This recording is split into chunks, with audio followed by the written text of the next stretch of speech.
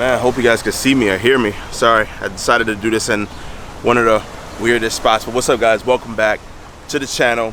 You guys see my last video taking my BMW M340, which is right back here. See that lovely little thing?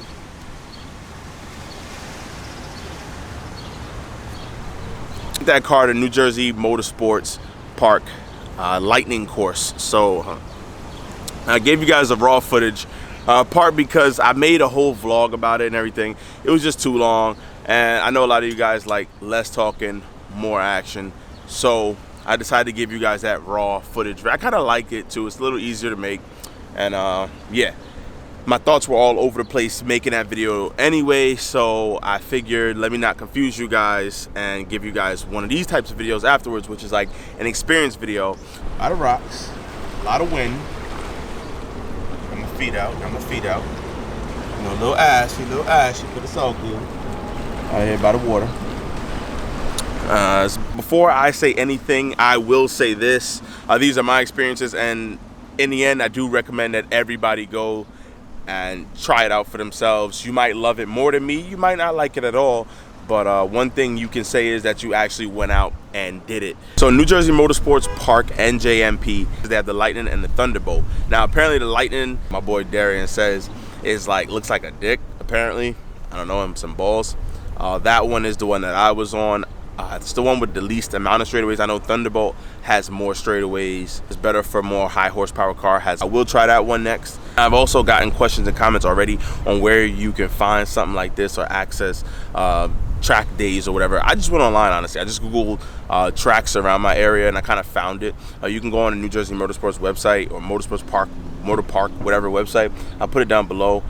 You guys can check it out. They have like a little calendar section, and they'll let you guys know what different events they're having on different days. They have extreme experiences where you could drive like Lambos, Ferraris, and stuff like that.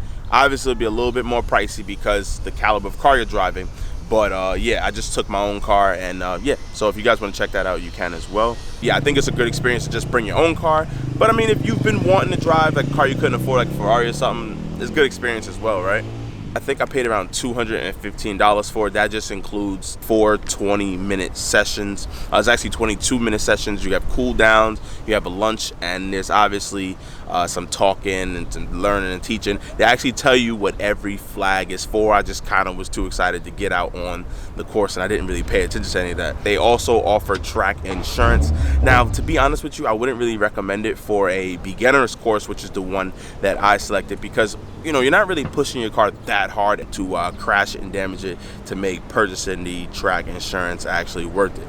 Now, the more advanced that you get, obviously, you push the car, you know, you kind of feel that confidence, and sometimes you might even, you know, overdrive the car, in my opinion. Now to get some type of insurance, because your regular insurance, State Farm, Nationwide, Geico, MetLife, they don't cover anything on the track. So if you total your car on the track, you're pretty much screwed, because yeah, insurance stopped there. So I would get track insurance, a little bit pricey, but so right off the bat, when you arrive, you're gonna register, and then you're gonna go to like a tech inspection where they check out your car. Now this is very, very important, because I didn't notice at all. You can't have nothing floating around in your car. Like, we literally had to take everything out the car, everything that was loose. All cameras have to be tethered, and what that means is you can have a suction cup mount, but make sure you bring some string and wire it up.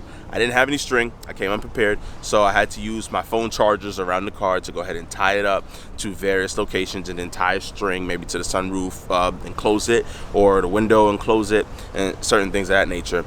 They do allow for camera equipment outside of the car too. You see, I didn't capture that because I didn't have proper tethering stuff, and I didn't want anything to really go wrong. And my thoughts on how the car handled, to be 100% honest with you, I was blown away. I was shocked because I didn't understand how good that car was. I mean, I had an idea. You heat up the tires, you keep the traction control system on, and it handles really, really good. What these traction control systems do, once it senses a little slip, it kind of like dials it down. It doesn't just kill it unless you go way too hard into the corner. As soon as we get in the car, we just turn traction control fully off, because we think that we can automatically drive better than these cars. And I will say, most of the time I would agree with that. You know, certain cars, you know, it kill the traction control, it'll kill the power, kill the fun, and kind of feel a little delay in power, a little lag, like, wait a minute, it's not hitting as hard, and you'll look over to the corner and you'll just see the traction control light flashing, but it doesn't kill it 100%, which I think is really, really good.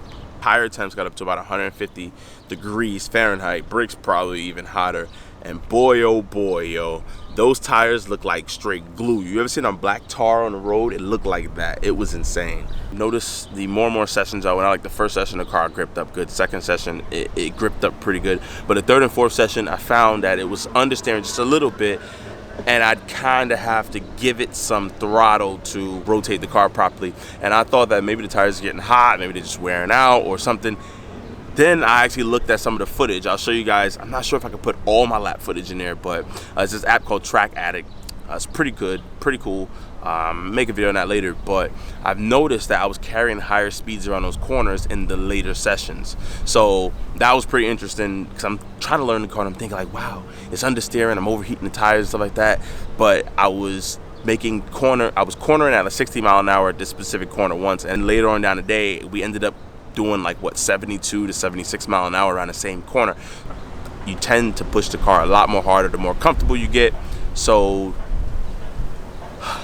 keep that in mind with the whole confidence thing that I talked about in the beginning, because you don't want to send your car into a wall, especially not the first time you're out there.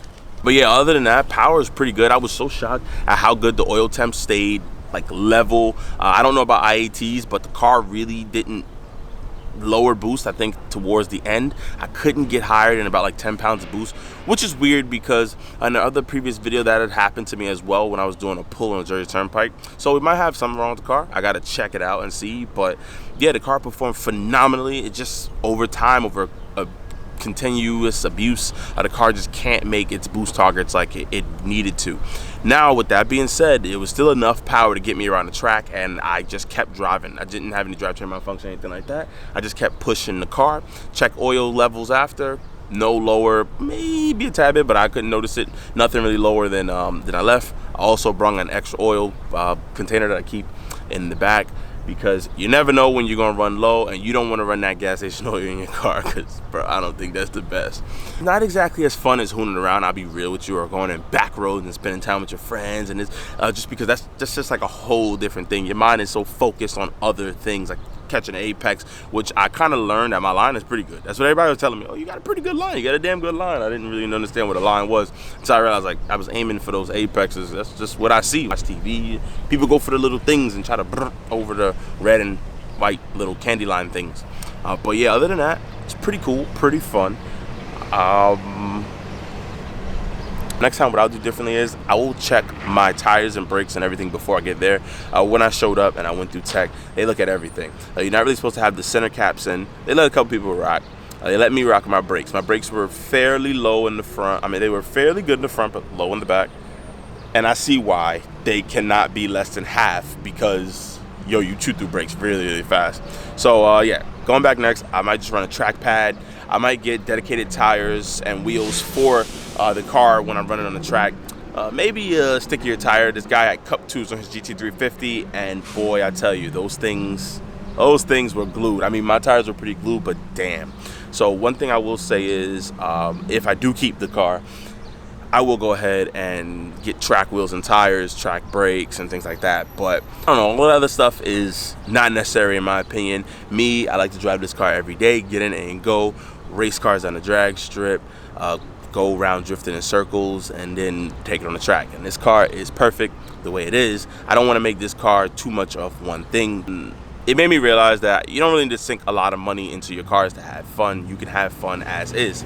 So for those of you who out there maybe want an F3340, you say, I want the F3340, I can kind of afford to squeeze into a G20, but you know, I can do mods, I can do callus downpipe and burble tune and transmission flat and all that stuff and build it up. Here's my take on this, right? Don't do it. Go ahead and get the best car that you can do and make minimal mods, as opposed to get the cheaper car so you can make a lot of mods, because these cars are capable out of the box. You're gonna get an F3340. I'm not saying there's nothing wrong with them, but you get an F3340 and you got to do so many mods to make it as good as the G20 M340. Now with that being said,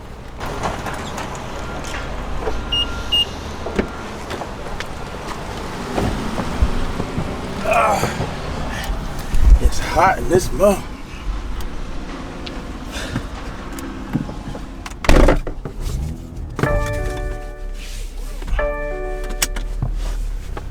So now we off because I got to take care of more and more stuff.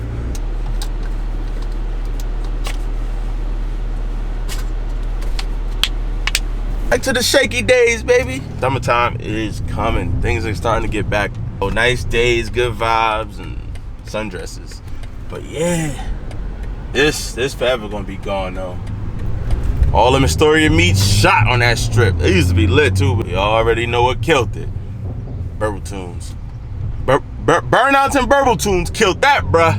Anyway, this car's great, and don't take what I'm about to say next as anything like bad about it or just not to buy it. It's dope, but there's just some reason, like, I obviously announced that I'm selling the car, and everybody's like, so soon, like, why are you selling it so soon, and you don't like it, or you like the 435 so much better, and hear me out, right? Because it took me a while to come to terms with this, but I'm gonna just say this, right? If you don't watch any part in the video, watch this.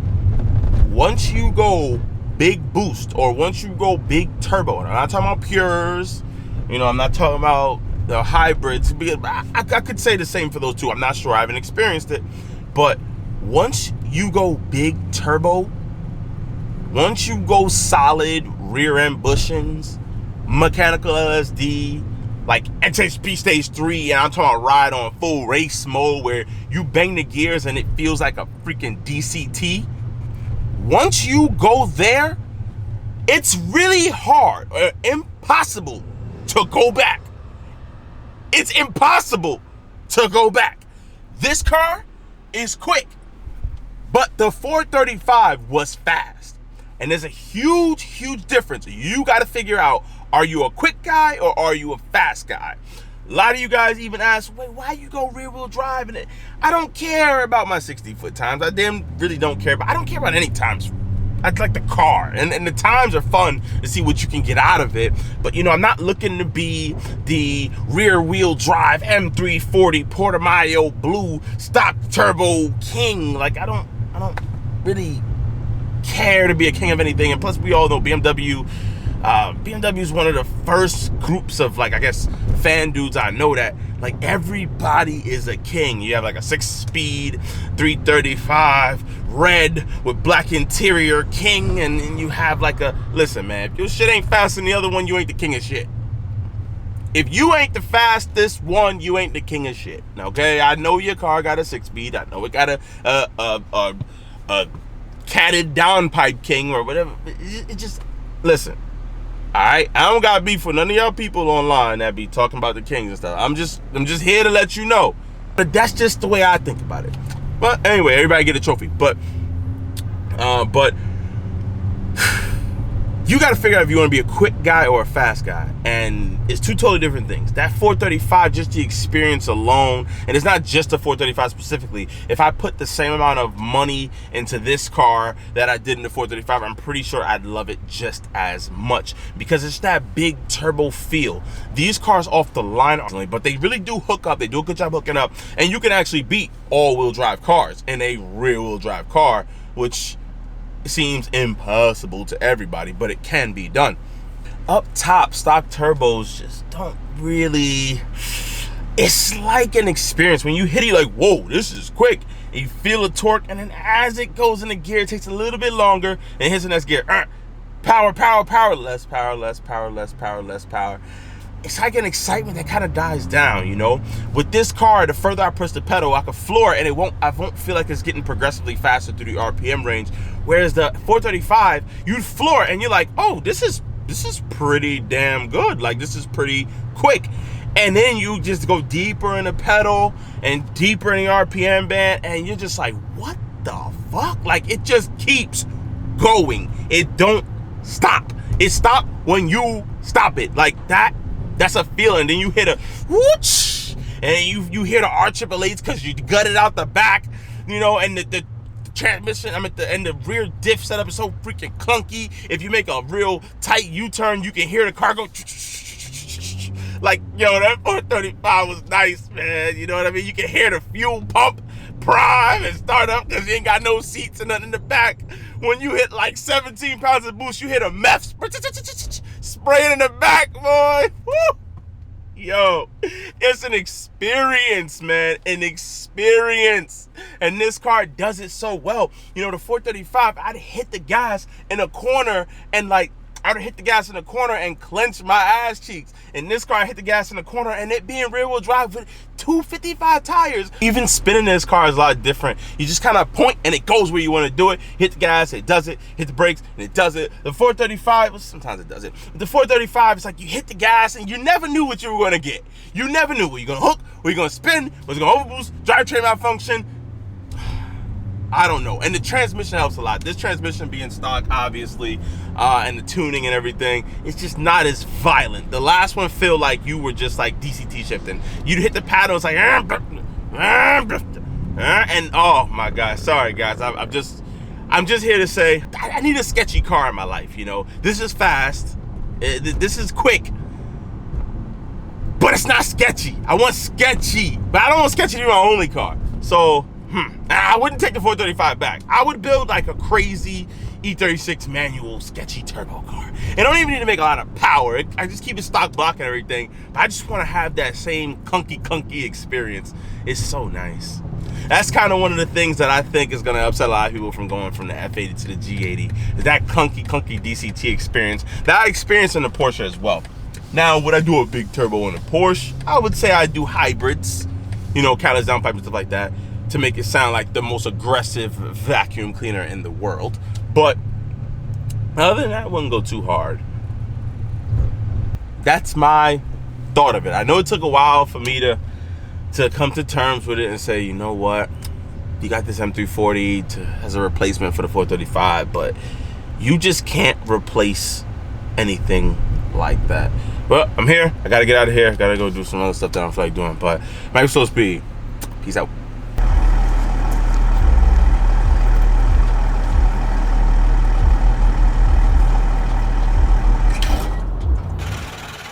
Hey, Bill, I'm in the mood for a switch up. I hit the function, hit the rose till I hiccup. I hit the stage and leave with money that's a stick up. She picture perfect, so I told him I'ma flick up. Bill, I'm in the mood for a change up. I leave the city and return with my change up.